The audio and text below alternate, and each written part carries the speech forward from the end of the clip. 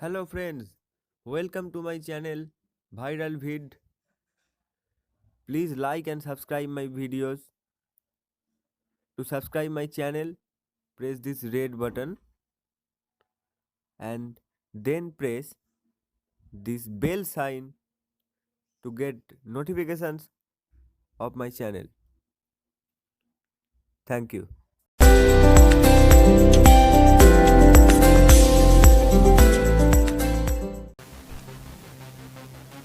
Yo, what is going on everybody? Welcome back to a brand new Destiny video. Guiding Light here, and in today's Destiny video, I'm going to give you guys some tips and tricks for going flawless on the map Skyline.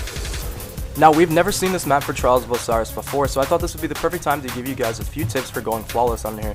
Now, before we get into this video, guys, just based off of my experience and playing yesterday, this map seems to be a little sweaty. People are taking advantage of really annoying head glitches, and it seems that almost every single team, you're going to have to deal with a lot of No Land Beyond. So I run No Land Beyond all the time, and it's not really too big of a problem for me. I wasn't really trying to run it this week. I was more around using like Last Word or even A's Luna, but as you can tell by these statistics, a lot of people are running No Land Beyond in Wormwood or just like Icebreaker Wormwood. It just seems that we're seeing a ton of Wormwoods as well as just No Lands and really long distance snipers. Now, anytime that you find yourself in this inside room here, which a lot of people will be in, you will most of the time want to have your sidearm out. If you're running a class like Last Word sidearm like I was previously, then that was actually a pretty good setup for the inside. I liked that a lot, and it made it so that I was pretty comfortable getting kills from all distances while in that room. Now, if you're one of the teams that like to play more or less on the outside, or if you're playing against one of those teams that I was talking about that like the hardscope a lot, you may want to run the no land even if you are going inside. So my biggest tip for this map now is to figure out what you and your team want to do. Now, the inside is really easy to control. You've got a lot of really narrow hallways, which makes it really good for the No Land Beyond or for a person with a really good hand cannon shot. Now, if you're the type of team that wants to rather play outside and make your way inside, just keep in mind that the zone will spawn on the inside, dead in the middle in between the elevators there, right behind where I'm standing now. So if you ever do take it down to zone, you need to keep that in mind and know that the flag will spawn in this room.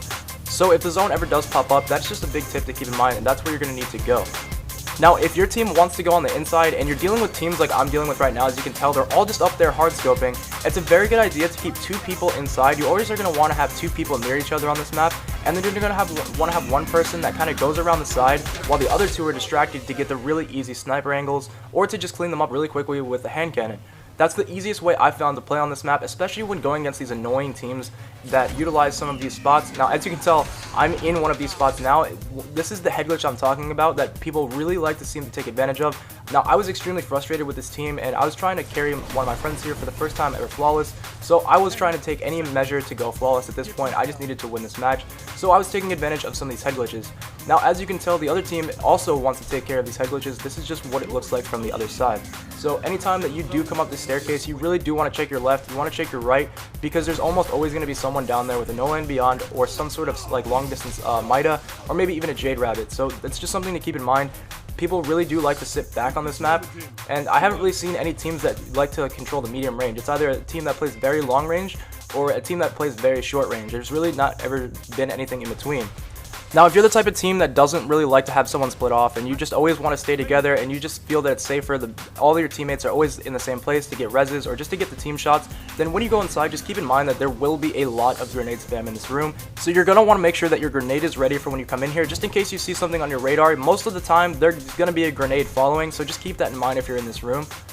And it seems to be that wins are extremely dedicated just strictly based off of grenades on this map, so you really do want to make sure that your grenades are on point. You don't really want to be missing your grenades, and as you can tell, a perfectly timed grenade like the one there can completely make this round and this map extremely easy. So that kind of brings me back to my previous point as to why I don't really like to stay on top of each other. I usually keep two teammates inside while I sneak around on the outside. But that's just me. That's the only real reason why I don't like to group up, is the grenades on this map are really, really annoying.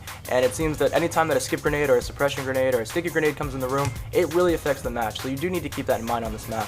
Now, another tip that I have for you guys is that if you're ever behind, even if it's just one round and it's really early in the game, I would just suggest that you guys go immediately inside. You're going to want to just get control of this room. When it all comes down to it, right here when my bubble is popped is where the zone is going to spawn in. So no matter how hard you try to get those kills, if you're playing teams like certain teams that you're probably going to run into this week, they're going to play as passive as possible until the zone comes up. That's just what I've seen in my experience from yesterday. And there's also been a lot of scories. Now, that's pretty common nowadays in Trials, so I didn't really think I needed to mention it. But for a map like this, scories is extremely taken advantage of in certain aspects of the map, as this is a bigger map than normal, and due to the spawns and how the map is laid out, a lot of people can find really easy spots to get their scories with them and their teammates, so you do need to keep that in mind as well when playing Trials. Now, also a quick tip before we go, don't forget or don't be afraid to throw on a shotgun. If you're inside and you have pretty good control and your team's watching you, don't be afraid to go into your inventory real quick, throw on a shotgun and pick up that ammo, because it throws a lot of teams off, and due to the narrow hallways like I said before and all these tight corners that have to do with this inside room, a shotgun is extremely effective. Even after these nerfs that they've just introduced, a shotgun can still be pretty effective on this map and can be pretty game changing when they don't realize you have it, because they'll come bum rushing in through a doorway, sliding in with their sidearms, and then you're sitting there waiting with a shotgun blast to the face.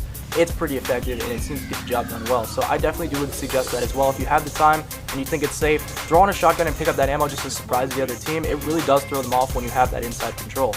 Also, don't be afraid to just rush your team like I just did, as a lot of teams will be sitting there hard scoped with no land. And remember, they can only shoot one bullet at a time unless they're extremely good at doing a reload glitch or something. For the most part, they're only going to be able to shoot one bullet. So if you're really agile, or if you're on a class like Hunter and you can shade step or Twilight or do something to just throw their aim off for a second, you will have the advantage over them, and you can usually bum rush in there like I just did, taking advantage of them hard scoping. By the time they get their sidearms out, most of the time they're already dead and they're not really able to do anything. So to wrap this one up, guys, this map may be a little annoying, as you can tell with the campers, and it gets a little frustrating at times, but follow your strategies, stick with your team, and just try to get as many reses and team shots as possible, and you guys should be alright. Also, keep in mind with those grenades, you may want to run a grenade build this weekend. It may help you out, it may not. It's really just based on how many times you want to throw a grenade in a game.